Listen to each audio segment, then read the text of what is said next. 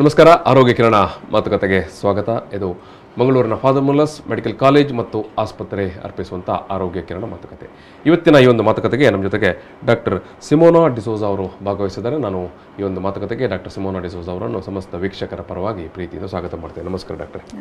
S, ಇವತ್ತಿನ ಈ ಒಂದು ಮಾತುಕತೆಯಲ್ಲಿ ಡಾಕ್ಟರ್ ಸಿಮೋನಾ ಡಿಸೋಜಾ ಅವರು ENT ಸಮಸ್ಯೆ ಬಗ್ಗೆ ಮಾತಾಡಲಿಕ್ಕಿದ್ದಾರೆ. ಡಾಕ್ಟರ್ ಸಿಮೋನಾ ಡಿಸೋಜಾ ಅವರು ಫಾದರ್ ಮುಲ್ಲರ್ಸ್ ಮೆಡಿಕಲ್ ಕಾಲೇಜ್ ಮತ್ತು ಆಸ್ಪತ್ರೆಯ ENT ವಿಭಾಗದ ಹಿರಿಯ ವೈದ್ಯರಾಗಿ ಕಾರ್ಯನಿರ್ವಹಿಸ್ತಾ ಇದ್ದಾರೆ. ಮೂಗಿನ ಬಗ್ಗೆ, ಕಿವಿಯ ಬಗ್ಗೆ, ಗಂಟಲಿನ ಈ ವಿಚಾರವಾಗಿ ಅದಕ್ಕೆ ಅಥವಾ ಈ ಎಲ್ಲ ಸಮಸ್ಯೆಗಳ ಬಗ್ಗೆ ಇವತ್ತಿನ ಈ ಮಾತುಕತೆಯಲ್ಲಿ ನಾವು ಮಾತಾಡಲಿಕ್ಕಿದೆ ಮತ್ತು ಏನೆಲ್ಲ ಪರಿಹಾರಗಳು ಅನ್ನೋ ಬಗ್ಗೆ ಡಾಕ್ಟರ್ ಸಿಮೋನಾ ಅವರು ನಮ್ಮ ಜೊತೆಗೆ ವಿಚಾರಗಳನ್ನು ಹಂಚಿಕೊಳ್ಳಿಕ್ಕಿದ್ದಾರೆ. ಡಾಕ್ಟ್ರೆ, ಸಾಮಾನ್ಯವಾಗಿ ಈಗ ENT ವಿಚಾರಕ್ಕೆ ಬರುವಾಗ ಸಾಮಾನ್ಯವಾಗಿ ಗೋಚರಿಸುವಂಥ ಕಾಮನ್ ಸಮಸ್ಯೆಗಳು ಏನು ಅಂತ? ಓಕೆ, ನಮ್ಮ ಪ್ರಾಕ್ಟೀಸಲ್ಲಿ ENT OPDಯಲ್ಲಿ ಎಲ್ಲ ಕಾಮನ್ ಪ್ರಾಬ್ಲಮ್ಸ್, ಮೋಸ್ಟ್ ಕಾಮನ್ ಅಂದರೆ ಹೆಡ್ಏಕ್, ತಲೆನೋವು ಅಂತ. ತಲೆನೋವು ಕಾಮನ್, ನಮಗೆ ಜಾಸ್ತಿ ಪೇಷಂಟ್ಸ್ ಅದೇ. ಮತ್ತೆ ಅದು ಶೀತ ಎಲ್ಲ, ಮೂಗೆಲ್ಲ ಬಂದಾಗ್ತದೆ, ಕಫ, ಕಿವಿ ಕೇಳೋದಿಲ್ಲ, ಕಿವಿ ಬಂದಾಗ್ತದೆ, ಕಿವಿ ಸೋರ್ತದೆ, ಗಂಟ್ಲು ನೋವು, ಊಟ ನುಂಗ್ಲಿಕ್ಕೆ ಕಷ್ಟ ಆಗ್ತದೆ, ಗಂಟ್ಲಲ್ಲಿ ಸಿಕ್ಕಿದಾಗ ಆಗ್ತದೆ, ಮೂಗಿಂದ ರಕ್ತ ಬರ್ತದೆ. ಇದು ಎಲ್ಲ ಕಾಮನ್ ಪ್ರಾಬ್ಲಮ್ಸ್ ನಮಗೆ. ಬಟ್ ಮೋಸ್ಟ್ ಕಾಮನ್ ಅದರಲ್ಲಿ ಹೆಡ್ಏಕ್ ನಮಗೆ ನಂಬರ್ 1. Yes, number 1 headache. ಯಾಕೆ ಈ ಒಂದು ತಲೆನೋವು ಎಷ್ಟು ದೊಡ್ಡ ಮಟ್ಟದಲ್ಲಿ ಎಲ್ಲರಿಗೆ ಕಾಣಿಸಿಕೊಳ್ತಾ ಉಂಟು ಡಾಕ್ಟ್ರೆ? ನನ್ನ ಪ್ರಾಕ್ಟೀಸಲ್ಲಿ, ನನ್ನ ಎಕ್ಸ್ಪೀರಿಯನ್ಸ್ ಪ್ರಕಾರ ನಾನು ಹೇಳ್ತೇನೆ, ಯೂಶ್ವಲಿ ಈ ವೆದರ್ ಚೇಂಜಸ್ ಇಲ್ಲಿ ತುಂಬ ಬಿಸಿಲೆಲ್ಲ ಹೋಗುವಾಗ ಸಮಯ, ಇಲ್ಲಾಂದರೆ ಜೋರಾಗಿ ಶಬ್ದ ಎಲ್ಲ ಕೇಳುವಾಗ ಸಮಯ, ಇದು ಇರಿಟೇಷನ್, ಟೆನ್ಷನ್ ಎಲ್ಲ ಜಾಸ್ತಿ ಮಾಡುವಾಗ ಸಮಯ, ನಿದ್ರೆ ಸರಿ ಮಾಡೋದಿಲ್ಲ ಅಂದರೆ, ಊಟ ಎಲ್ಲ ಚೆನ್ನಾಗಿ ಮಾಡೋದಿಲ್ಲ ಅಂದರೆ, ಯಾತ್ರೆ ಎಲ್ಲ ಮಾಡುವಾಗ ಸಮಯ, ಆ ಥರ ಇದು ತಲೆನೋವು ಬರ್ತದೆ. ಅದು ಮೈಗ್ರೇನ್ ಅಂತ. That is the most common. ಇಲ್ಲಾಂದರೆ ಸ್ವಲ್ಪ ಪೇಷಂಟ್ಸಿಗೆ ಏನಾಗ್ತದೆ, ವೆದರ್ ಚೇಂಜಸ್ ಆಗುವಾಗ ಸಮಯ ಸ್ವಲ್ಪ ಶೀತ ಎಲ್ಲ ಜಾಸ್ತಿ ಬೇಗ ಬೇಗ ಆಗ್ತದೆ, ಮೂಗಿಂದ ಇದು ಮೂಗು ಬಂದಾಗ್ತದೆ, ಬಾಯಲ್ಲಿ ಗಟ್ಟಿ ಗಟ್ಟಿ ಕಫ, ಹಳದಿ ಕಲರ್ ಇದು ಕಫ ಹೋಗ್ತದೆ, ಬಗ್ಗಿ ಕೆಲಸ ಎಲ್ಲ ಮಾಡುವಾಗ ಸಮಯ ಅವರಿಗೆ ಕಷ್ಟ ಆಗ್ತದೆ. ಅದು ಸೈನಸ್, ಇದು ಸೈನಸ್ ಒಳಗಡೆ ಅದು ಇನ್ಫೆಕ್ಷನ್ ಇದ್ದರೆ ಅದು ಸೈನಸೈಟಿಸ್ ಹೆಡ್ಏಕ್. ಕುತ್ತಿಗೆ ಪ್ರಾಬ್ಲಮ್ಸ್ ಇದ್ದರೆ, ನರ ಇದು ಮಿಸ್ಟೇಕ್ ಇದ್ದರೆ ಅದು ಆ ಥರ ಇದು ತಲೆನೋವು ಬರ್ತದೆ, ನರ ಇದು ಮಿಸ್ಟೇಕ್ ಇದ್ದರೆ. ಸೊ ಬೇರೆ ಬೇರೆ ಕಾಸಸ್ ಇರ್ತದೆ, ಅದರಲ್ಲಿ ಮೋಸ್ಟ್ ಕಾಮನ್ ಮೈಗ್ರೇನ್ ಅಂತ. ಎಸ್ ಡಾಕ್ಟರ್, ಈಗ ನೀವು ಸೈನಸ್ ಬಗ್ಗೆ ಮಾತಾಡಿದ್ರಿ. ಈಗ ನಾವು ನೋಡ್ತಾ ಇದ್ದೇವೆ 1-2 ತಿಂಗಳಿಂದ ಒಟ್ಟು ವೆದರ್ ತುಂಬ ಒಂಥರ ಅಷ್ಟೊಂದು ಹಿತಕರವಾಗಿ ಇಲ್ಲ. ಸೊ ಇದರಿಂದಾಗಿ ಸೈನಟಿಸ್ ಪ್ರಾಬ್ಲಮ್ ಬರುವಂಥದ್ದು ಅಥವಾ ಇದನ್ನು ಯಾವ ರೀತಿ ನಾವು ಮ್ಯಾನೇಜ್ ಮಾಡಬೇಕು? ಯೂಶಲಿ ಸೈನಸ್ ಇದ್ರೆ ಒಳಗಡೆಯಿಂದ ಅದು ಬ್ಲಾಕ್ ಇರ್ತದೆ, ಪೇಷಂಟಿಗೆ ಗೊತ್ತಾಗಲ್ಲ. ಸೊ ಎಲ್ಲ ಟೈಮ್ ಇದು ಶೀತ ಎಲ್ಲ ಆಗಿ ಅದು ಟೈಮ್ ಟು ಟೈಮ್ ಟ್ರೀಟ್ಮೆಂಟ್ ಮಾಡೋದಿಲ್ಲ ಅಂದರೆ ಒಳಗಡೆಯಿಂದ ಅದು ಕಫ ಗಟ್ಟಿ ಆಗ್ತದೆ. ಸೊ ಬಾಯಲ್ಲಿ ಅದು ಹಳದಿ ಕಲರ್ದು ಕಫ ಎಲ್ಲ ಹೋಗ್ತದೆ, ಜ್ವರ ಎಲ್ಲ ಯಾವಾಗಲೂ ಸಹ ಅದು ಜ್ವರ, ಶೀತ, ತಲೆನೋವು ಎಲ್ಲ ಬರ್ತಾ ಇರ್ತದೆ. ಅದಕ್ಕೆಲ್ಲ ಇನ್ ದ ಇನಿಷಿಯಲ್ ಸ್ಟೇಜಸ್ ನಮಗೆ ಮಾತ್ರೆ ಎಲ್ಲ ಕೊಡ್ಬೋದು, ಆ್ಯಂಟಿಬಯೋಟಿಕ್ಸ್, ಮೂಗಿಲ್ಲಿ ಅದು ಸ್ವಲ್ಪ ಡ್ರಾಪ್ಸ್ ಎಲ್ಲ ಹಾಕಿ ಸ್ವಲ್ಪ ಬಿಸಿ ನೀರಲ್ಲಿ ಶಾಖ ತಗೊಳ್ಳಿಕ್ಕೆ, ಅದು ಎಲ್ಲ ನಾರ್ಮಲ್ ಟ್ರೀಟ್ಮೆಂಟ್. ಸ್ವಲ್ಪ ಪೇಷಂಟ್ಸ್ಗೆ ಅದು ಸಹ ಸಾಕಾಗಲ್ಲ. 1 ವರ್ಷದಲ್ಲಿ 2-3 ಸತಿ ಅದು ಕಂಟಿನ್ಯೂಸ್ ಇನ್ಫೆಕ್ಷನ್ ಎಷ್ಟು ಟ್ಯಾಬ್ಲೆಟ್ಸ್ ಎಲ್ಲ ಯೂಸ್ ಮಾಡಿ ಪೇಷಂಟಿಗೆ ಸಾಕಾಗ್ತದೆ. ನೆಕ್ಸ್ಟ್ ಆಪ್ಷನ್ CT ಸ್ಕ್ಯಾನ್ ಮಾಡಿಸ್ಬೇಕಾಗ್ತದೆ. CT ಸ್ಕ್ಯಾನ್ ಅಂದರೆ ಅದು ಫುಲ್ ಒಳಗಡೆ ಏನು ಬ್ಲಾಕ್ ಏನಿದ್ರೆ ನಮಗೆ ಗೊತ್ತಾಗ್ತದೆ. ಸೊ ಲಾಸ್ಟ್ ಆಪ್ಷನ್, ನಿಮಗೆ ಅಷ್ಟು ಜಾಸ್ತಿ ಬ್ಲಾಕ್ ಇದ್ದರೆ ಆಪ್ರೇಷನ್ ಮಾಡಿಸ್ಬೇಕಾಗ್ತದೆ. ಸೊ ಅದು ಆಪ್ರೇಷನ್ ಸಣ್ಣ ಅಲ್ಲ, ಅದು ಸ್ವಲ್ಪ ದೊಡ್ಡ ಆಪ್ರೇಷನ್. ಬಟ್ ಅದು ಮೂಗು ಒಳಗಡೆಯಿಂದ ಅದು ಡ್ರಿಲ್ ಮಾಡಿ ಅದು ತೆಗಿಬೇಕಾಗ್ತದೆ, ಮೂಗು ಒಳಗಡೆಯಿಂದ ಅದು ಕಫ ಎಲ್ಲ ತೆಗಿಬೇಕಾಗ್ತದೆ. ಸಾಮಾನ್ಯವಾಗಿ ರೀತಿಯ ಆಪರೇಷನ್ ಆಗುವಾಗ ಎಷ್ಟು 1-2 ದಿವಸ ಆದರೂ ಆಸ್ಪತ್ರೆಯಲ್ಲಿ ಇರಬೇಕಾಗತ್ತಾ? ಹೌದು, ಅಟ್ಲೀಸ್ಟ್ 3 to 4 days ಹಾಸ್ಪಿಟಲಲ್ಲಿ ಇರಬೇಕು. ಯೂಶಲಿ 1 ದಿವಸ ಅಡ್ಮಿಷನ್ ಮಾಡಲಿಕ್ಕೆ, ನೆಕ್ಸ್ಟ್ ಡೇ ಆಪರೇಷನ್ ಮಾಡಿ, ಆಪರೇಷನ್ ಆದ ನಂತರ 2 ದಿವಸ ಅಲ್ಲಿ ಹಾಸ್ಪಿಟಲಲ್ಲಿ ಇರಬೇಕು. ಸೊ ಟೋಟಲಿ ಅರೌಂಡ್ 4 days ಸಾಕು. ಅದ ನಂತರ ಅಟ್ಲೀಸ್ಟ್ 1 ವೀಕಿಗೆ ರೆಸ್ಟ್ ಪೇಷಂಟ್ಸಿಗೆ. ಎಂಡೋಸ್ಕೋಪಿಕ್ ಸರ್ಜರೀಸ್ ಅಲ್ಲ ಅದು, ಸೊ ಅದು ಸ್ವಲ್ಪ ರೆಸ್ಟ್ ಬೇಕು ಪೇಷಂಟ್ಸಿಗೆ. ಇದು ಡಾಕ್ಟ್ರೆ, ಈಗ ENTಗೆ ವಿಚಾರ ಮತ್ತು ಅಲರ್ಜಿದು ಸಮಸ್ಯೆ ಯಾವ ರೀತಿ ಕಾಡುತ್ತೆ? ಅಲರ್ಜೀಸ್ ಈಗ ನಮ್ಮ ಮ್ಯಾಂಗ್ಳೂರಲ್ಲಿ ಯೂಶಲಿ ಏನು ಆಗ್ತದೆ, ಅಲ್ಲಿ ಜಾಸ್ತಿ ಪೊಲ್ಯೂಷನ್ ಎಲ್ಲ ಇರ್ತದೆ ಅಲ್ಲ, ಅದು ತುಂಬ ಟ್ರಾಫಿಕ್ ಜಾಮ್ಸ್, ಇಲ್ಲಿ ಧೂಳು. ಮತ್ತು ಸ್ವಲ್ಪ ಪೇಷಂಟ್ಸ್ಗೆ ಊಟ ಇದು ಸ್ವಲ್ಪ ಚಿಕನ್ ಐಟಮ್ಸ್, ಮೀಟ್ ಐಟಮ್ಸ್ ಆಗಲ್ಲ, ಹಾಲಿದು ಮಿಲ್ಕ್ ಪ್ರೋಟೀನ್ಸ್ ಆಗಲ್ಲ. ಸೊ ಫುಡ್ ಅಲರ್ಜೀಸ್ ಇದ್ದರೆ ಸಹ ಅಲರ್ಜೀಸ್ ಬರ್ತದೆ. ಸೊ ಇದು ಅಲರ್ಜಿ ಅಂದರೆ ಇದು ನಿಮ್ಮ ರಕ್ತದಲ್ಲಿ ಅದು ಆ್ಯಕ್ಚುಲಿ ಪ್ರಾಬ್ಲಮ್ ಇದೆ. ಬೈ ಬರ್ತ್ ಅದು ಪ್ರಾಬ್ಲಮ್ಸ್ ಇರ್ತದೆ. ಸ್ವಲ್ಪ ಪೇಷಂಟ್ಸ್ಗೆ ಚೈಲ್ಡ್ಹುಡ್ಡಲ್ಲಿ ಅದು ಆನ್ಸೆಟ್, ಸ್ವಲ್ಪ ಪೇಷಂಟ್ಸಿಗೆ ಅದು ಅಡಲ್ಟ್ ಆನ್ಸೆಟ್ ಅಂತ. ಮೋಸ್ಟ್ಲಿ ಆಫ್ಟರ್ 20 years 21 years ಆದ ನಂತರ ಇದು ಸಿಂಪ್ಟಮ್ಸ್ ಎಲ್ಲ ಸ್ಟಾರ್ಟ್ ಆಗ್ತದೆ. ಅಕ್ಸಿ, ಸೀನ್, ಮೂಗೆಲ್ಲ ಬಂದಾಗ್ತದೆ, ತುರಿಕೆ, ಕಣ್ಣಿದ್ದು ತುರಿಕೆ, ಗಂಟ್ಲಲ್ಲಿ ತುರಿಕೆ, ಕಿವಿ ತುರಿಕೆ. ಅಷ್ಟು ಸಿವಿಯರ್ ಪ್ರಾಬ್ಲಮ್ಸ್ ಇದ್ದರೆ ಮತ್ತು ಅದು ಟ್ಯಾಬ್ಲೆಟ್ಸ್ ಇದೆ ಒಂದು ಅಟ್ಲೀಸ್ಟ್ 10-15 ದಿವಸಕ್ಕೆ ಓಕೆ ಮ್ಯಾಕ್ಸಿಮಮ್ 1 ಮಂತಿಗೆ ಅದು ಟ್ಯಾಬ್ಲೆಟ್ಸ್ ಯೂಸ್ ಮಾಡ್ಬೋದು. ಬಟ್ ಜಾಸ್ತಿ ಟ್ಯಾಬ್ಲೆಟ್ಸ್ ಅದು ಒಳ್ಳೆಯದಲ್ಲ, ಅದು ಇನ್ ದ ಫ್ಯೂಚರ್ ಅದು ಸೈಡ್ ಎಫೆಕ್ಟ್ಸ್ ಎಲ್ಲ ಇರ್ತದೆ. ಮತ್ತು ಸೆಕೆಂಡ್ ಆಪ್ಷನ್ ಮೂಗಿಲ್ಲಿ ಹಾಕಲಿಕ್ಕೆ ಒಂದು ಸ್ಪ್ರೇ ಸಿಗ್ತದೆ, ಅದು ಸ್ಪ್ರೇ ಯೂಸ್ ಮಾಡಿ ಅಟ್ಲೀಸ್ಟ್ 3 to 6 ಮಂತ್ಸಿಗೆ ಇಂಪ್ರೂವ್ಮೆಂಟ್ ಸಿಗ್ತದೆ ಪೇಷಂಟ್ಸಿಗೆ. ಅಲರ್ಜಿ ಇದು ಪ್ರಾಬ್ಲಮ್ ಇದ್ದರೆ ನೋ ಪಾಯಿಂಟ್ ಆಫ್ ಆಪರೇಷನ್ಸ್ ಮಾಡಲಿಕ್ಕೆ ಇಲ್ಲ ಅಲರ್ಜಿ ಪೇಷಂಟ್ಸಿಗೆ, ಬರೀ ಮಾತ್ರೆಯಲ್ಲಿ ಕಂಟ್ರೋಲ್ ಮಾಡಲಿಕ್ಕೆ ಟ್ರೈ ಮಾಡ್ತೇವೆ. But there is no permanent solution, permanent cure ಇಲ್ಲ. ಅಲರ್ಜಿ ಪೇಷಂಟ್ಸಿಗೆ ಅದು ಲೈಫ್ ಲಾಂಗ್ ಆಗ್ತಾ ಇರ್ತದೆ depending on your exposure. So ಪೇಷಂಟಿಗೆ ನಾನು ಕೌನ್ಸಿಲಿಂಗ್ ಮಾಡ್ತೇನೆ. ಸೊ ಅದು ಫ್ಯೂಚರಲ್ಲಿ ಪೇಷಂಟಿಗೆ ಗೊತ್ತಾಗ್ತದೆ ಇದು ನನಗೆ ಆಗಲ್ಲ, ಕೋಲ್ಡ್ ಐಟಮ್ಸ್ ಆಗಲ್ಲ ನನಗೆ, ಹೊರಗಡೆ ಎಲ್ಲ ಹೋಗುವಾಗ ಸಮಯ ಮಾಸ್ಕ್ ಯೂಸ್ ಮಾಡಬೇಕು, ಧೂಳು ಜಾಗೆಯಲ್ಲಿ ಎಲ್ಲ ಅವಾಯ್ಡ್ ಮಾಡಿ, ಅಷ್ಟೇ treatment. Actually avoidance is the best treatment ಪೇಷಂಟ್ಸಿಗೆ. ಎಲ್ಲ ರೀತಿಯ ಮುನ್ನೆಚ್ಚರಿಕೆನೂ ವಹಿಸ್ಕೊಳ್ಬೇಕು, ತನಗೆ ಯಾವ ರೀತಿದು ಅದು ಅಲರ್ಜಿ ಆಗುತ್ತೆ ಅನ್ನೋದು ಗೊತ್ತಾಗ್ತಾ ಹೋಗುತ್ತೆ ಅಂತ ಸಂದರ್ಭದಲ್ಲಿ. ಡಾಕ್ಟ್ರೇ, ಒಂದಷ್ಟು ಜನಕ್ಕೆ ಈ ಮೂಗಿನಲ್ಲಿ ಬ್ಲೀಡಿಂಗ್ ಆಗುವಂಥದ್ದು ಸಮಸ್ಯೆ ಕಾಡುತ್ತೆ, ಯಾಕೆ ಅದು? ಸ್ವಲ್ಪ ಪೇಷಂಟ್ಸಿಗೆ ಹೌದು, ಇದು ಸಣ್ಣ ಮಕ್ಕಳಿಗೆ ಯೂಶ್ವಲಿ ಅದು ಕಾಮನ್ ನಮ್ಮ ಪ್ರಾಕ್ಟೀಸಲ್ಲಿ. ಸೊ ಅವರು ಬೆರಳೆಲ್ಲ ಹಾಕಿ ಅವರು ಕ್ಲೀನ್ ಮಾಡಲಿಕ್ಕೆ ಅವರು ಟ್ರೈ ಮಾಡ್ತೀರಲ್ಲ, ಆ ಟೈಮಲ್ಲಿ ಚರ್ಮ ಇದು ಡ್ಯಾಮೇಜ್ ಏನಿದ್ರೆ ಡೆಫಿನೆಟ್ಲಿ ಅದು ಸ್ವಲ್ಪ ಬ್ಲೀಡಿಂಗ್ ಆಗಲಿಕ್ಕೆ ಚಾನ್ಸಸ್ ಇರ್ತದೆ. ಸ್ವಲ್ಪ ಪೇಷಂಟ್ಸಿಗೆ ಆಕ್ಸಿಡೆಂಟ್ ಎಲ್ಲ ಆಗಿ ಮೂಗು ಒಳಗಡೆ ಅದು ಫ್ರ್ಯಾಕ್ಚರ್ ಎಲ್ಲ ಇದ್ದರೆ, ಇಲ್ಲಿ ಎಲ್ಬು ಎಲ್ಲ ಇರ್ತದೆ ಅಲ್ಲ, ಅದು ಮೂಳಿದು ಫ್ರ್ಯಾಕ್ಚರ್ ಎಲ್ಲ ಇದ್ದರೆ ಅದು ಸ್ವಲ್ಪ ಬ್ಲೀಡಿಂಗ್ ಸ್ಟಾರ್ಟ್ ಆಗ್ತದೆ. ಇಲ್ಲಾಂದರೆ ಜಾಸ್ತಿ ಶೀತ ಎಲ್ಲ ಹಾಕ್ಸಿ ಸೀನ್ ಎಲ್ಲ ಬರುವಾಗ ಸಮಯ ಸೂ ಮಾಡುವಾಗ ಸಮಯ ಸಹ ಅದು ಜಾಸ್ತಿ ಬ್ಲೀಡಿಂಗ್ ಹೋಗಲಿಕ್ಕೆ ಚಾನ್ಸ್ ಇರ್ತದೆ. BP ಜಾಸ್ತಿ ಆಗುವಾಗ ಸಮಯ ಜಾಸ್ತಿ BP ವಿದೌಟ್ ಕಂಟ್ರೋಲ್, ಸ್ವಲ್ಪ ಪೇಷಂಟ್ಸ್ ಟ್ಯಾಬ್ಲೆಟ್ಸೇ ಯೂಸ್ ಮಾಡೋದಿಲ್ಲ. BP ಜಾಸ್ತಿ ಇದ್ದರೆ ಸಹ ಕಂಟಿನ್ಯೂಸ್ ಲೈಕ್ ಅ ಟ್ಯಾಪ್ ಅದು ಜಾಸ್ತಿ ಬ್ಲೀಡಿಂಗ್ ಹೋಗ್ತದೆ. ಸೊ ದಟ್ ಈಸ್ ಪೇಷಂಟ್ ಅದು ನೋಡಿ ಅವರಿಗೆ ಅದು ಸ್ವಲ್ಪ ಟೆನ್ಷನ್ ಜಾಸ್ತಿ ಆಗ್ತದೆ ಅಲ್ಲ, ಪೇಷಂಟ್ ಅಷ್ಟು ಜಾಸ್ತಿ ನಾನ್ ಸ್ಟಾಪ್ ಬ್ಲೀಡಿಂಗ್ ಇದ್ರೆ ಫಸ್ಟ್ ಅದು BP ಕಂಟ್ರೋಲ್ ಮಾಡಬೇಕಾಗ್ತದೆ, ಹಾಸ್ಪಿಟಲಿಗೆ ಕರ್ಕೊಂಡು ಬರಬೇಕು. ಫಸ್ಟ್ ಏಡ್ ಇಸ್ ಎಲ್ಲರಿಗೆ ಗೊತ್ತಾಗಬೇಕು, ಇಂದ ಮನೆಯಲ್ಲಿ ಸಹ ಪೇಷಂಟಿಗೆ ಗೊತ್ತಾಗಬೇಕು ಇದು ಇಷ್ಟು ಬ್ಲೀಡಿಂಗ್ ಎಲ್ಲ ಇದ್ದರೆ ಫಸ್ಟ್ ಐಸ್ ಕ್ಯೂಬ್ ಎಲ್ಲ ಇಡಬೇಕು, ಇಲ್ಲಿ ಎಲ್ಲ ಐಸ್ ಕ್ಯೂಬ್ ಇಡಿ ಪ್ರೆಸ್ ಮಾಡಿ ಮೂಗ್ ಟೈಟ್ ಪ್ರೆಸ್ ಮಾಡಬೇಕು, ಹೀಗೆ ಕೂತ್ಕೊಳ್ಬೇಕು. ಯೂಶ್ವಲಿ ಪೇಷಂಟ್ಸ್ ಏನು ಮಾಡ್ತಾರೆ, ಇಷ್ಟು ಬ್ಲೀಡಿಂಗ್ ಇದ್ದರೆ ಡೈರೆಕ್ಟ್ಲಿ ಬೆಡ್ ಅದು ಮಲಗಲಿಕ್ಕೆ ಇಲ್ಲ, ಅದು ಬಾಯಿ ಒಳಗಡೆ ಅದು ಹೋಗ್ತದೆ ಮತ್ತೆ ವಾಂತಿ ಸ್ಟಾರ್ಟ್ ಆಗ್ತದೆ, ಅದು ಬೇರೆ ಪ್ರಾಬ್ಲಮ್ ಸ್ಟಾರ್ಟ್ ಆಗ್ತದೆ. ಸೊ ಎಲ್ಲ ಟೈಮ್ ಬ್ಲೀಡಿಂಗ್ ಸ್ಟಾರ್ಟ್ ಆಗುವಾಗ ಸಮಯ ಕುತ್ಕೊಳ್ಬೇಕು, ಐಸ್ ಕ್ಯೂಬ್ ಇಡಿ, ಮೂಗ್ ಬ್ಲಾಕ್ ಮಾಡಿ, ಬಾಯಲ್ಲಿ ಚೆನ್ನಾಗಿ ಉಸಿರಾಡಿ, ಅದು ವಿದಿನ್ 5 to 10 minutes ಅದು ಸ್ಟಾಪ್ ಆಗ್ತದೆ. ಮತ್ತೆ ಸ್ವಲ್ಪ ಡ್ರಾಪ್ಸ್ ಎಲ್ಲ ಸಿಗ್ತದೆ ಮೆಡಿಕಲಲ್ಲಿ, ಅದು ಯೂಸ್ ಮಾಡ್ಬೋದು. ಕಂಟ್ರೋಲಲ್ಲಿ ಬರೋದಿಲ್ಲ ಅಂದರೆ ಮತ್ತೆ ಮೂಗ್ ಒಳಗಡೆ ಒಂದು ಪ್ಯಾಕ್ ಹಾಕಬೇಕು, ಅದು may be for 2 to 3 days ಅದು ಪ್ಯಾಕ್ ಒಳಗಡೆ ಇರ್ತದೆ, ಅದು ಆಟೋಮ್ಯಾಟಿಕ್ಲಿ ಸ್ಟಾಪ್ ಆಗ್ತದೆ. ಸ್ವಲ್ಪ ಪೇಷಂಟ್ಸ್ಗೆ ಅದು ಸಹ ಸ್ಟಾಪ್ ಆಗಲ್ಲ, BP ಕಂಟ್ರೋಲ್ ಮಾಡಬೇಕು, ಮತ್ತೆ CT ಸ್ಕ್ಯಾನ್ ಮಾಡಿ ಒಳಗಡೆ ಅದು ಆ್ಯಕ್ಚುಲ್ ದೊಡ್ಡ ಪ್ರಾಬ್ಲಮ್ ಇದ್ದರೆ ಆಪರೇಷನ್ ಮಾಡಿಸ್ಬೇಕಾಗ್ತದೆ. ಸೊ ಹಾಗೆ ಡಾಕ್ಟ್ರೆ, ಅದೇ ರೀತಿಯಾಗಿ ಈಗ ಕಿವಿ ಸೋರುವಂಥ ಒಂದು ಸಮಸ್ಯೆ ಇರುತ್ತೆ, ಯಾಕೆ ಅದು? ಕಿವಿ ಸೋರು ಅದು ಸಹ ಯೂಶ್ವಲಿ ಕಿವಿ ಒಳಗಡೆ ಅದು ತಮಟೆ ಇದೆ ಅಲ್ಲ, ಅದರಲ್ಲಿ ತೂತ ಏನಿದ್ರೆ ಅದರಲ್ಲಿ ಸಹ ಅದು ಕಂಟಿನ್ಯೂಸ್ಲಿ ಶೀತ ಎಲ್ಲ ಆಗುವಾಗ ಸಮಯ ಮೂಗ್ ಮತ್ತೆ ಕಿವಿದು ಒಂದು ಕನೆಕ್ಷನ್ ಇದೆ ಒಳಗಡೆ, ಯುಸ್ಟೇಷನ್ ಟ್ಯೂಬ್ ಅಂತ. ಸೊ ಇಲ್ಲಿಂದ ಅದು ಶೀತ ಸ್ಟಾರ್ಟ್ ಆಗುವಾಗ ಸಮಯ ಫೋರ್ಸ್ಫುಲಿ ಮೂಗ್ ಬ್ಲೋ ಮಾಡುವಾಗ ಸಮಯ, ಇಲ್ಲಾಂದರೆ ಬ್ಲಾಕ್ ಇದ್ದರೆ ಇಲ್ಲಿಂದ ಇಲ್ಲಿ ಅದು ಇನ್ಫೆಕ್ಷನ್ ಸ್ಪ್ರೆಡ್ ಆಗ್ತದೆ. ಸೊ ಇದು ಸ್ಪ್ರೆಡ್ ಆಗಿ ಇಲ್ಲಿಂದ ಅದು ಇದು ಪ್ರೆಷರ್ ಜಾಸ್ತಿ ಆಗ್ತದೆ ಅಲ್ಲ, ಇಲ್ಲಿಂದ ಅದು ಕಿವಿ ಸೋರ್ತದೆ, ಅದು ವಾಸನೆ ಬರ್ತದೆ ಸ್ವಲ್ಪ ಪೇಷಂಟ್ಸಿಗೆ ಕೇಳುವುದಿಲ್ಲ, ಇದು ಎಲ್ಲ ಪ್ರಾಬ್ಲಮ್ ಸ್ಟಾರ್ಟ್ ಆಗ್ತದೆ. ಇಲ್ಲಾಂದರೆ ಬಡ್ಸ್ ಕಡ್ಡಿ ಎಲ್ಲ ಹಾಕುವಾಗ ಸಮಯ ತುಂಬ ಪೇಷಂಟ್ಸಿಗೆ ಇದೆ, ಕಿವಿ ಒಳಗಡೆ ಅದು ತುರಿಸ್ತದೆ, ಅವರಿಗೆ ಬಡ್ಸ್ ಹಾಕಬೇಕು, ಅದು ಅಭ್ಯಾಸ ಆಗ್ತದೆ. ಸೊ ಅದು ಹಾಕ್ಲಿಕ್ಕೆ ಇಲ್ಲ, ಬೇಕಿದ್ರೆ ಹೊರಗಡೆ ಕ್ಲೀನ್ ಮಾಡಿ, ಒಳಗಡೆ ಹಾಕ್ಲಿಕ್ಕೆ ಇಲ್ಲ. ತಲೆ ಸ್ನಾನ ಎಲ್ಲ ಮಾಡಿ ಸ್ವಲ್ಪ ನೀರು ಒಳಗಡೆ ಹೋಗ್ತದೆ, ಅದು ಕಾಮನ್ ಎಲ್ಲರಿಗೆ ಸಹ.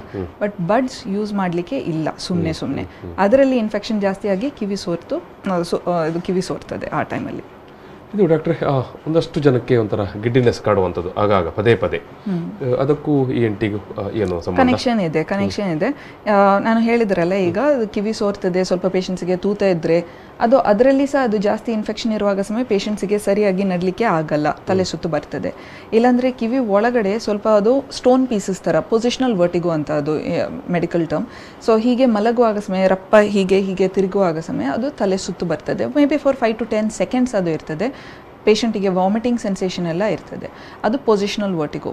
ಇಲ್ಲಾಂದರೆ ನರ ಇದು ಮಿಸ್ಟೇಕ್ ಇದ್ದರೆ, ನಾನು ಹೇಳಿದ್ರಲ್ಲ ಸರ್ವೈಕಲ್ ಸ್ಪಾಂಡಿಲೈಟಿಸ್ ಇದು ಪ್ರಾಬ್ಲಮ್ ಇದ್ದರೆ ಸಹ ಅದು ತಲೆ ಸುತ್ತು ಬರಲಿಕ್ಕೆ ಚಾನ್ಸ್ ಇರ್ತದೆ. ಬೇರೆ ಕಾಸಸ್ ಇರ್ತದೆ, ಬಟ್ ಅದು ಚೆಕಪ್ಪಿಗೆ ಹೋಗಬೇಕು. ಸುಮ್ಮನೆ ಇದು ಡಿಲೇ ಮಾಡಿ ಇಗ್ನೋರ್ ಮಾಡಲಿಕ್ಕೆ ಇಲ್ಲ. ತಲೆ ಸುತ್ತು ಇದ್ದರೆ it can be a serious condition also. So ಅದು ನಮಗೆ ಅದು ಚೆಕಪ್ ಮಾಡುವಾಗ ಸಹ ನಮಗೆ ಗೊತ್ತಾಗ್ತದೆ. ಬೇಕಿದ್ದರೆ ಸ್ಕ್ಯಾನಿಂಗ್ ಎಲ್ಲ ಮಾಡಿ ಟೈಮ್ ಟು ಟೈಮ್ ಟ್ಯಾಬ್ಲೆಟ್ಸ್ ಎಲ್ಲ ಯೂಸ್ ಮಾಡಿ ಅದು ಕಂಟ್ರೋಲಲ್ಲಿ ಬರ್ತದೆ. ಎಸ್ ಡಾಕ್ಟರ್, ಈ ಒಂದು ಮಾತುಕತೆ ಸಣ್ಣ ಒಂದು ಬ್ರೇಕ್ ತಗೊಳ್ಳುವ. ವೀಕ್ಷಕರೇ, ನಾವು ಸಣ್ಣ ಬ್ರೇಕ್ ತಗೊಳ್ತೀವಿ. ಬ್ರೇಕ್ ನಂತರ ನಾವು ENT ಅದಕ್ಕೆ ಸಂಬಂಧಪಟ್ಟ ಸಮಸ್ಯೆ ಮತ್ತು ಪರಿಹಾರಗಳ ಬಗ್ಗೆ ಮಾತುಕತೆಯನ್ನು ಮತ್ತೆ ಮುಂದುವರಿಸ್ತೇವೆ.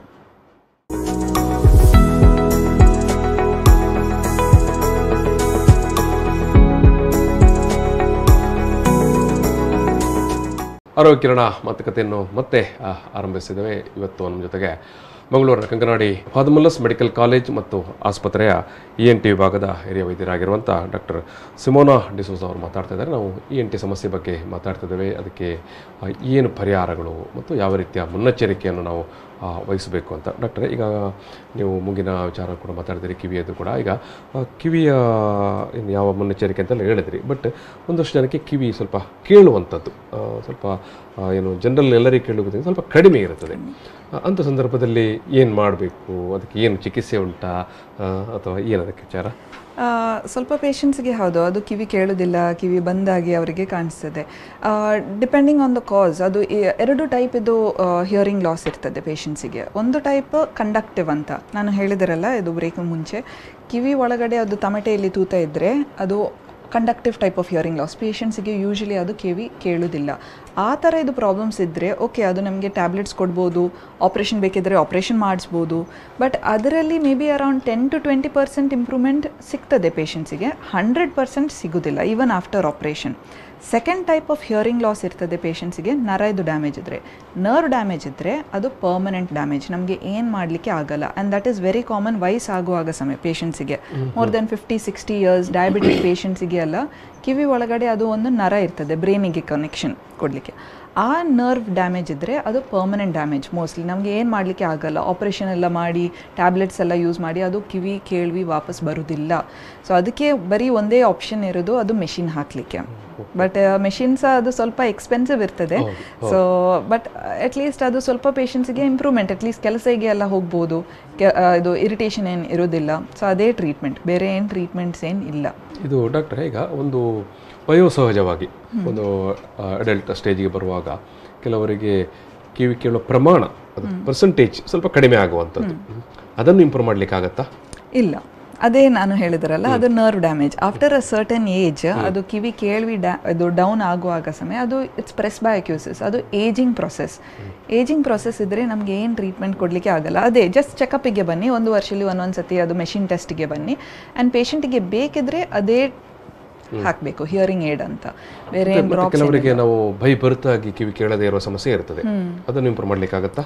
ಅದು ಸಹ ಬೈ ಬರ್ತ್ ಡಿಫೆಕ್ಟ್ಸ್ ಇದ್ದರೆ ಅದು ಡ್ಯೂರಿಂಗ್ ಪ್ರೆಗ್ನೆನ್ಸಿ ಟೈಮಲ್ಲಿ ಅವರಿಗೆ ಗೊತ್ತಾಗ್ತದೆ. ಅದು ಸ್ವಲ್ಪ ಸಿಂಡ್ರೋಮಿಕ್ ಚೈಲ್ಡ್, ಇಲ್ಲಾಂದರೆ ಮೋಸ್ಟ್ಲಿ ಒಳಗಡೆ ಅದು ಡ್ಯಾಮೇಜ್ ಇದೆ. ಆ ಥರ ಇದು ಡ್ಯಾಮೇಜ್ ಸಹ ಅದು ಪರ್ಮನೆಂಟ್ ಡ್ಯಾಮೇಜ್, ನಮಗೆ ಕರೆಕ್ಟ್ ಮಾಡಲಿಕ್ಕೆ ಆಗಲ್ಲ. ಹೌದು, ಒಂದು ಆಪ್ಷನ್ ಇದೆ, ಒಂದು ಕಾಕ್ಲಿಯರ್ ಇಂಪ್ಲಾಂಟ್ ಅಂತ. ಬಟ್ ಅದು cochlear implant is a major surgery. ಅದು ಇಲ್ಲಿ ಮಾಡೋದಿಲ್ಲ ಆ್ಯಕ್ಚುಲಿ, ಅದು ಬೇರೆ ಜಾಗೆಗೆ ಹೋಗಬೇಕು. ಆ್ಯಂಡ್ ಅದು ಸಕ್ಸಸ್ ಚಾನ್ಸಸ್ ಸಹ ಇಟ್ಸ್ ಆಲ್ಮೋಸ್ಟ್ 50-50. ನಮಗೆ ಗ್ಯಾರಂಟಿ ಕೊಡಲಿಕ್ಕೆ ಆಗಲ್ಲ, it is a gamble. Success ಇದ್ದರೆ ಮೋಸ್ಟ್ಲಿ ಕಿವಿ ಕೇಳ್ತದೆ, ಸಕ್ಸಸ್ ಇಲ್ಲಾಂದರೆ ಅದು ಫುಲ್ ವೇಸ್ಟ್ ಆಗ್ತದೆ. ಆ್ಯಂಡ್ ಅದು ಖರ್ಚು ಅಷ್ಟು ಜಾಸ್ತಿ ಆಗ್ತದೆ, ಅಟ್ಲೀಸ್ಟ್ ಒಂದು 10-15 ಲಕ್ಷ ಆಗ್ತದೆ ಅದು ಒಂದು ಆಪ್ರೇಷನಿಗೆ. ಸೊ ಇಟ್ಸ್ ವೆರಿ ರಿಸ್ಕಿ ಅದು ಆಪ್ರೇಷನ್. ಆ್ಯಂಡ್ ಸ್ವಲ್ಪ ಅದು ಸಿಲೆಕ್ಟೆಡ್ ಕ್ಯಾಂಡಿಡೇಟ್ಸ್ ಇರ್ತದೆ, ಎಲ್ಲರಿಗೆ ಅದು ಆಗಲ್ಲ ಆ ಥರ ಇದು ಆಪ್ರೇಷನ್ಸ್. ಎಸ್ ಡಾಕ್ಟರ್, ಈಗ ಈ ಗಂಟಲು ಕೆರೆತ ಆಗುವಂಥದ್ದು, ಗಂಟಲು ಉರಿ ಆಗುವಂಥದ್ದು, ಗಂಟಲು ನೋವು ಬರುವಂಥದ್ದು, ಇದೆಲ್ಲ ಯಾಕೆ ಬರುತ್ತೆ? ಗಂಟ್ಲು ನೋವು ಯೂಶಲಿ ಅದು ಟಾನ್ಸಿಲ್ ಒಳಗಡೆ ಇರ್ತದೆ ಅಲ್ಲ, ಎಲ್ಲರಿಗೆ ಅದು ಇರ್ತದೆ. ಬೈ ಬರ್ತ್ ಎಲ್ಲರಿಗೆ ಅದು ಟಾನ್ಸಿಲ್ಸ್ ಇರ್ತದೆ. ಸ್ವಲ್ಪ ಪೇಷಂಟ್ಸ್ಗೆ ಅದು ದೊಡ್ಡಾಗಿ ಅದು ಇನ್ಫೆಕ್ಷನ್ಸ್ ಎಲ್ಲ ಜಾಸ್ತಿ ಆಗಿ ಕಿವಿ ಇದು ಕ್ಯೂ ಥರ ಇದು ಫಾರ್ಮ್ ಆಗ್ತದೆ ಒಳಗಡೆ, ನುಂಗ್ಲಿಕ್ಕೆ ಕಷ್ಟ ಆಗ್ತದೆ, ಜ್ವರ ಬರ್ತದೆ, ಸ್ವರ ಎಲ್ಲ ಚೇಂಜ್ ಆಗ್ತದೆ. ಆ ಟಾನ್ಸಿಲೈಟಿಸಲ್ಲಿ ಗಂಟ್ಲು ನೋವು ಸ್ಟಾರ್ಟ್ ಆಗಲಿಕ್ಕೆ ಚಾನ್ಸ್ ಇರ್ತದೆ. ಸೆಕೆಂಡ್, ಪೇಷಂಟ್ಸಿಗೆ ಇದು ಫಾರ್ ಎಕ್ಸಾಂಪಲ್ ಮೀನದು ಮುಳ್ಳೆಲ್ಲ ಸ್ಟಿಕ್ ಆಗ್ತದೆ ಅಲ್ಲ ಒಳಗಡೆ, ಆ ಟೈಮಲ್ಲಿ ಸಹ ಅದು ತುಂಬ ನೋವು ಶುರು ಆಗ್ತದೆ. ಥರ್ಡ್ ಮೇ ಬಿ ಇದು ವೈರಲ್ ಇನ್ಫೆಕ್ಷನ್ಸ್ ಇದ್ದರೆ ಫ್ಯಾರಿಂಜೈಟಿಸ್, ಹಿಂದೆ ನಿಮಗೆ ಗುಳ್ಳೆ ಥರ ಇದು ಕಾಣಿಸ್ತಿದೆ ಅಲ್ಲ, ಅದು ಫ್ಯಾರಿಂಜೈಟಿಸ್ ಅಂತ. ಅದರಲ್ಲಿ ಸಹ ಅದು ಗಂಟ್ಲು ನೋವು ಸ್ಟಾರ್ಟ್ ಆಗ್ತದೆ. ಆ್ಯಂಡ್ ರೇರ್ಲಿ ಸ್ವಲ್ಪ ಪೇಷಂಟ್ಸ್ ಇದು ನಮಗೆ ಹೇಳೋದಿಲ್ಲ, ಬಟ್ ಆ್ಯಕ್ಚುಲಿ ಚೆನ್ನಾಗಿ ಊಟ ಮಾಡೋದಿಲ್ಲ ಅಂದರೆ, ತುಂಬ ಟೆನ್ಷನ್ ಎಲ್ಲ ಮಾಡುವಾಗ ಸಮಯ ನಿದ್ರೆ ಎಲ್ಲ ಸರಿ ಬರೋದಿಲ್ಲ. ಸೊ ಆ ಟೈಮ್ ಏನಾಗ್ತದೆ, ಆ್ಯಸಿಡಿಟಿ ಫಾರ್ಮ್ ಆಗ್ತದೆ. ಆ್ಯಸಿಡಿಟಿಲಿ ಸಹ ಸೇಮ್ ಗಂಟ್ಲಲ್ಲಿ ಕಿಚ್ಕಿಚ್ಚಾಗ್ತದೆ, ಗಂಟ್ಲಲ್ಲಿ ಸಿಕ್ಕಿದಾಗ ಆಗ್ತದೆ, ಊಟ ನುಂಗ್ಲಿಕ್ಕೆ ಅದು ಬೇಡ, ಹಸಿವು ಇರೋದಿಲ್ಲ. ಅದರಲ್ಲಿ ಸಹ ಕಂಟಿನ್ಯೂಸ್ಲಿ ಆನ್ ಆ್ಯಂಡ್ ಆಫ್ ಗಂಟ್ಲು ನೋವು ಅಂತ ಅವರು ಹೇಳ್ತಾರೆ. ಬಟ್ ಆ್ಯಕ್ಚುಲಿ ಏನು ಪ್ರಾಬ್ಲಮ್ ಏನು ಇರೋದಿಲ್ಲ, ಬಾಯಿ ಒಳಗಡೆ ಕ್ಲಿಯರ್ ಇರ್ತದೆ. ಬಟ್ ಆ್ಯಕ್ಚುಲಿ ಹೊಟ್ಟೆಯಲ್ಲಿ ಅದು ಪ್ರಾಬ್ಲಮ್ ಇದೆ, ಗ್ಯಾಸ್ಟ್ರಿಕ್ ಇದು ಪ್ರಾಬ್ಲಮ್ ಇಲ್ಲಿ ಅದು ಗಂಟ್ಲು ನೋವು ಸ್ಟಾರ್ಟ್ ಆಗ್ತದೆ. ಈಗ ಒಂದಷ್ಟು ಸಂದರ್ಭದಲ್ಲಿ ನಾವು ಟಾನ್ಸಿಲ್ ಸರ್ಜರಿ ಅಂತ ಕೇಳ್ತೇವೆ. ಅದು ಈ ರೀತಿಯ ಸಮಸ್ಯೆ ಉಂಟಾಗೋರಿಗೆಲ್ಲ ಅದು ಕಂಪಲ್ಸರಿಗೆ ಮಾಡಬೇಕಾಗತ್ತಾ? ಇಲ್ಲ, ಸ್ವಲ್ಪ ಪೇಷಂಟ್ ನಾನು ಹೇಳಿದಾರಲ್ಲ ರೆಕರೆಂಟ್ ಟಾನ್ಸಿಲ್ ಇನ್ಫೆಕ್ಷನ್ಸ್ ಇದ್ದರೆ ಹೌದು, ಬಿಕಾಸ್ ಎಲ್ಲ ಟೈಮ್ ಆ್ಯಂಟಿಬಯೋಟಿಕ್ಸ್ ಕೊಡಲಿಕ್ಕೆ ಸಹ ನಮಗೆ ಬೇಡ, ಅದು ಸೈಡ್ ಎಫೆಕ್ಟ್ ಇರ್ತದೆ. ಸೊ ಪೇಷಂಟ್ಸಿಗೆ ಆಗೋದಿಲ್ಲ ಅಂದರೆ ಬಿಕಾಸ್ ಇಮ್ಯುನಿಟಿ ತುಂಬ ಲೋ ಇದೆ ಆ್ಯಂಡ್ ಕಂಟಿನ್ಯೂಸ್ ಇನ್ಫೆಕ್ಷನ್. ಸ್ವಲ್ಪ ಪೇಷಂಟ್ಸ್ಗೆ ಎಷ್ಟು ದೊಡ್ಡ ಟಾನ್ಸಿಲ್ಸ್ ಇರ್ತದೆ ಅವರಿಗೆ ಉಸಿರಾಡಲಿಕ್ಕೆ ಸಹ ಆಗಲ್ಲ, ಸ್ವರ ಎಲ್ಲ ಚೇಂಜ್ ಆಗ್ತದೆ, ರಾತ್ರಿ ಗೊರಕೆ ಎಲ್ಲ ಸ್ಟಾರ್ಟ್ ಆಗ್ತದೆ ಪೇಷಂಟ್ಸಿಗೆ. ಆ ಥರ ಇದು ಪೇಷಂಟ್ಸಿಗೆ ಹೌದು ಆಪ್ರೇಷನ್ ಮಾಡಿಸ್ಬೇಕು. ಇಟ್ಸ್ ನಾಟ್ ಕಂಪಲ್ಸರಿ ಎಲ್ಲರಿಗೆ. ಅದು ಸುಮ್ಮನೆ ಅದು ಗಂಟ್ಲು ನೋವು ಇದೆ ಅದಕ್ಕೆ ಅದು ಆಪ್ರೇಷನ್ ಮಾಡಿ ಹಾಗೆ ಅಲ್ಲ. ಟಾನ್ಸಿಲೆಕ್ಟಮಿ ಈಸ್ ನಾಟ್ ಕಂಪಲ್ಸರಿ, ಎಲ್ಲರಿಗೆ ಆಪ್ರೇಷನ್ ಮಾಡಲಿಕ್ಕೆ ಕೂಡ ಇಲ್ಲ. ಎಸ್. ಈಗ ಡಾಕ್ಟರ್ ENT ವಿಚಾರಕ್ಕೆ ಬಂದಾಗ ನಾವು ಬೇರೆ ಬಾಹ್ಯ ವಸ್ತುಗಳು, ಹೊರಗಡೆ ವಸ್ತುಗಳು, ಅದು ಮೂಗಿಗೋ ಕಿವಿಗೋ ಎಲ್ಲ ಹೆಚ್ಚಾಗಿ ನಮ್ಮ ಮಕ್ಕಳಲ್ಲೆಲ್ಲ ನೋಡ್ತೇವೆ. ಸೊ ನಾನು ಸಾಮಾನ್ಯವಾಗಿ ನಿಮ್ಮ ಈ ಸರ್ವಿಸಲ್ಲಿ ನೀವು ಕಾಣುವಂಥ ಸಾಮಾನ್ಯ ಕೇಸಸ್ಗಳು ಯಾವ ಥರದ್ದು? ಎಲ್ಲ ಬೇರೆ ಬೇರೆ ಕೇಸಸ್ ಎಲ್ಲ ಸಿಗ್ತದೆ ನಮಗೆ ನಮ್ಮ ಪ್ರಾಕ್ಟೀಸಲ್ಲಿ. ಕಿವಿ ಒಳಗಡೆ ತುಂಬ ಕಾಮನ್ ಅದು ಕಾಟನ್ ಬಡ್ಸ್ ನೀವು ಹಾಕ್ತಿರಲ್ಲ, ಅದು ಕಾಟನ್ ಪೀಸ್ ಒಳಗಡೆ ಇರ್ತದೆ. ಪೇಷಂಟ್ಸಿಗೆ ಗೊತ್ತಾಗಲ್ಲ, ಕ್ಲೀನ್ ಮಾಡಿ ಅಲ್ಲಿ ಅವರು ಅದು ಒಳಗಡೆ ಅದು ಸ್ಟಿಕ್ ಆಗಿ ಅದು ಒಳಗಡೆ ಇರ್ತದೆ. ಸೊ ಇಲ್ಲಾಂದರೆ ಅದು ಕಡ್ಡಿ ಪೀಸಸ್, ಸ್ಟೋನ್ ಪೀಸಸ್ ಎಲ್ಲ ಇರ್ತದೆ. ಸಣ್ಣ ಮಕ್ಕಳಿಗೆ ಅವರು ಬೀಡ್ಸ್, ಚೇನ್ಸ್, ಇದು ಸಣ್ಣ ಬೀಡ್ಸ್ ಎಲ್ಲ ಇರ್ತದೆ ಅಲ್ಲ, ಮೆಟಲ್ ಬೀಡ್ ಎಲ್ಲ ಒಳಗಡೆ, ಮೂಗು ಒಳಗಡೆ ಸಹ ಅವರು ಬೀಡ್ ಹಾಕ್ತಾರೆ. ಬಟ್ ಇದು ಎಲ್ಲ ಪ್ರಾಬ್ಲಮ್ಸ್ ಇಲ್ಲ, ನಮಗೆ ತೆಗಿಲಿಕ್ಕೆ ಎಲ್ಲ ಇದು ಈಸಿ ಆಗ್ತದೆ. ಕಿವಿದು ಏನು ಪ್ರಾಬ್ಲಮ್ಸ್ ಏನು ಇಲ್ಲ. ಬಟ್ ಡೇಂಜರ್ ಇದು ಐಟಮ್ಸ್ ಬ್ಯಾಟ್ರಿ ಸೆಲ್ಸ್, ನಿಮ್ಮ ವಾಚ್ ಇದು ಬ್ಯಾಟ್ರಿ ಸೆಲ್ಸ್, ಇಲ್ಲಾಂದರೆ ಟಾಯ್ ಪಾರ್ಟ್ಸ್ ಇದು ಸಣ್ಣ ಅದು ಮೆಟಲ್ ಬ್ಯಾಟ್ರಿ ಸಿಗ್ತದೆ ಅಲ್ಲ, ಅದು ತುಂಬ ಡೇಂಜರಸ್. ಮೂಗು ಒಳಗಡೆ ಹಾಕುವಾಗ ಸಮಯ ವಿದಿನ್ 30 ಮಿನಿಟ್ಸ್ ಅದು ತೆಗಿಬೇಕಾಗ್ತದೆ, ಇಲ್ಲಾಂದರೆ ಅದು ಪರ್ಮನೆಂಟ್ ಡ್ಯಾಮೇಜ್ ಇರ್ತದೆ. ಆ್ಯಂಡ್ ವರ್ಸ್ಟ್ ಮೂಗು ಒಳಗಡೆ ಅದು ಲಂಗ್ಸಿಗೆ ಅದು ಹೋಗ್ತದೆ, ಅದು ಡೆತ್ ಆಗಲಿಕ್ಕೆ ಸಹ ಚಾನ್ಸಸ್ ಇರ್ತದೆ. ಸೊ ಅದು ವೆರಿ ಇಂಪಾರ್ಟೆಂಟ್, ಅದು ನೋಡಬೇಕು. ಈಗ ಥೈರಾಯ್ಡ್ನ ವಿಚಾರಕ್ಕೆ ಬರುವಾಗ ಏನು ಹೇಳಲಿಕ್ಕೆ ಬಯಸ್ತೀರಿ ನೀವು? ಥೈರಾಯ್ಡ್ ಸಹ ಎಲ್ಲರಿಗೆ, ನಿಮಗೆ ಸಹ ಇದೆ ನನಗೆ ಸಹ ಇದೆ. ಇಟ್ಸ್ ಕಾಮನ್, ಅದು ಗ್ಲ್ಯಾಂಡ್ ಇಲ್ಲಿ ಅದು ಇರ್ತದೆ ಥೈರಾಯ್ಡ್. ಸೊ ತುಂಬ ಪೇಷಂಟ್ಸ್ ಹೇಳ್ತಾರೆ ನನಗೆ ಇಲ್ಲಿ ಸ್ವಲ್ಪ ಅದು ದಪ್ಪ ಆಗಿ ಕಾಣಿಸ್ತದೆ, ಅದು ಏನು ಮಾಡಬೇಕು. ಸೊ ಆ ಥೈರಾಯ್ಡದು ಪ್ರಾಬ್ಲಮ್ ಇದ್ದರೆ ಒಂದು ಸ್ಕ್ಯಾನಿಂಗ್, ಅದು ಸ್ವೆಲ್ಲಿಂಗ್ ಏನಿದ್ರೆ ಪೇಷಂಟಿಗೆ ಗೊತ್ತಾಗ್ತದೆ, ಇದು ಸ್ವೆಲ್ಲಿಂಗ್, ಅದು ದಪ್ಪ ಆಯಿತು, ಸ್ವಲ್ಪ ಸ್ವರ ಎಲ್ಲ ಚೇಂಜ್ ಆಗಿದ್ದಾರೆ, ಇಲ್ಲಾಂದರೆ ವೇಟ್ ಲಾಸ್ ಇರ್ತದೆ, ವೇಟ್ ಗೇನ್ ಇರ್ತದೆ, ತೂಕ ಎಲ್ಲ ಕಡಿಮೆ ಆಗ್ತದೆ, ಇಲ್ಲಾಂದರೆ ಅದು ಜಾಸ್ತಿ ಆಗ್ತದೆ, ನಿದ್ರೆ ಮಾಡಲಿಕ್ಕೆ ಕಷ್ಟ ಆಗ್ತದೆ, ತುಂಬ ಇರಿಟೇಷನ್ ಮನೆಯಲ್ಲಿ, ಲೇಡೀಸಿಗೆ ಮೆನ್ಸಸ್ ಇದು ಪ್ರಾಬ್ಲಮ್ ಸ್ಟಾರ್ಟ್ ಆಗ್ತದೆ. ಇದು ಎಲ್ಲ ಪ್ರಾಬ್ಲಮ್ಸ್ ಇದ್ದರೆ ಥೈರಾಯ್ಡ್ ಇದು ಒಂದು ಬ್ಲಡ್ ಟೆಸ್ಟ್ ಮಾಡಿಸ್ಬೇಕು. ಖಾಲಿ ಹೊಟ್ಟೆಯಲ್ಲಿ ಬೆಳಗ್ಗೆ ಒಂದು ಬ್ಲಡ್ ಟೆಸ್ಟ್ ಮಾಡಿ ಅಲ್ಟ್ರಾಸೌಂಡ್ ಮಾಡಿಸ್ಬೇಕಾಗ್ತದೆ. ಸೆಕೆಂಡ್ ಟೆಸ್ಟ್ ಒಂದು ಅಲ್ಟ್ರಾಸೌಂಡ್ ಸ್ಕ್ಯಾನ್ ಮಾಡಿ, ಥರ್ಡ್ ಒಂದು ಸೂಜಿ ಪರೀಕ್ಷೆ ಮಾಡಿಸ್ಬೇಕಾಗ್ತದೆ. ಇದು 3 ಟೆಸ್ಟ್ ನಮಗೆ ಬೇಕು ಥೈರಾಯ್ಡ್ದು ಇವ್ಯಾಲ್ಯೂಯೇಷನಿಗೆ. ಅದು ಎಲ್ಲ ನೋಡಿ depending on the type of thyroid disease ಪೇಷಂಟಿಗೆ ಮಾತ್ರೆ ಸಾಕಾಗ್ತದೆ, ಸ್ವಲ್ಪ ಪೇಷಂಟ್ಸ್ಗೆ ಆಪ್ರೇಷನ್ ಬೇಕು. ಸೊ ಎಲ್ಲರಿಗೆ ಆಪ್ರೇಷನ್ ಬೇಡ, ಸ್ವಲ್ಪ ಪೇಷಂಟ್ಸ್ಗೆ ಟ್ಯಾಬ್ಲೆಟ್ ಸಾಕಾಗ್ತದೆ, ಸ್ವಲ್ಪ ಪೇಷಂಟ್ಸ್ಗೆ ಆಪ್ರೇಷನ್ ಮಾಡಿಸ್ಬೇಕು. ಎಸ್ ವೀಕ್ಷಕರೇ, ENT ವಿಚಾರವಾಗಿ ಅನೇಕ ವಿಚಾರಗಳನ್ನು ಡಾಕ್ಟರ್ ಸಿಮೋನಾ ಡಿಸೋಜಾ ಅವರು ನಮ್ಮ ಮುಂದೆ ಇಟ್ಟಿದ್ದಾರೆ. ನಾನು ಈ ಒಂದು ಮಾತುಕತೆಯನ್ನು ಇಲ್ಲಿ ಸಮಾಪನ ಮಾಡ್ತಾಯಿದ್ದೇನೆ. ಡಾಕ್ಟ್ರೆ, ಈ ಒಂದು ಮಾತುಕತೆಯಲ್ಲಿ ಭಾಗಿಯಾದಕ್ಕೆ ನಿಮಗೆ ನಾನು ಸಮಸ್ತ ವೀಕ್ಷಕರ ಪರವಾಗಿ ಪ್ರೀತಿಪೂರ್ವಕವಾದ ಧನ್ಯವಾದ ಸಮರ್ಪಣೆ ಮಾಡ್ತಾ ಇದ್ದೇನೆ. Thank you. ಆರೋಗ್ಯ ಕಿರಣ ಈ ಒಂದು ಮಾತುಕತೆಯಲ್ಲಿ ಸಮಾಪನ ಮಾಡ್ತಾ ಇದ್ದೇನೆ. ಇವತ್ತಿನ ಈ ಒಂದು ಮಾತುಕತೆಯಲ್ಲಿ ಡಾಕ್ಟರ್ ಸಿಮೋನಾ ಡಿಸೋಜಾ ಅವರು ಮಂಗಳೂರಿನ Kankanadi father Muller's medical college ಮತ್ತು ಆಸ್ಪತ್ರೆಯ ENT ವಿಭಾಗದ ಹಿರಿಯ ವೈದ್ಯರು ಮಾತನಾಡಿದ್ದಾರೆ. ಮತ್ತು ಸಾಕಷ್ಟು ಮುನ್ನೆಚ್ಚರಿಕೆಯ ಕ್ರಮಗಳನ್ನು ಕೂಡ ಅದು ಯಾವ ರೀತಿಯಾಗಿ ನಾವು ಪಾಲಿಸಬೇಕು ಅನ್ನೋದನ್ನು ಕೂಡ ಇವತ್ತಿನ ಈ ಮಾತುಕತೆಯಲ್ಲಿ ನಮ್ಮ ಮುಂದೆ ಹೇಳಿದ್ದಾರೆ. ಎಸ್, ನಾನು ಈ ಮಾತುಕತೆಯನ್ನು ಸಮಾಪನ ಮಾಡುವಾಗ ಮತ್ತೊಮ್ಮೆ ಅವರಿಗೆ ಧನ್ಯವಾದ ಸಮರ್ಪಣೆ ಮಾಡಿ ಮಾತುಕತೆಯನ್ನು ಮುಗಿಸ್ತಾ ಇದ್ದೇನೆ. Thank you.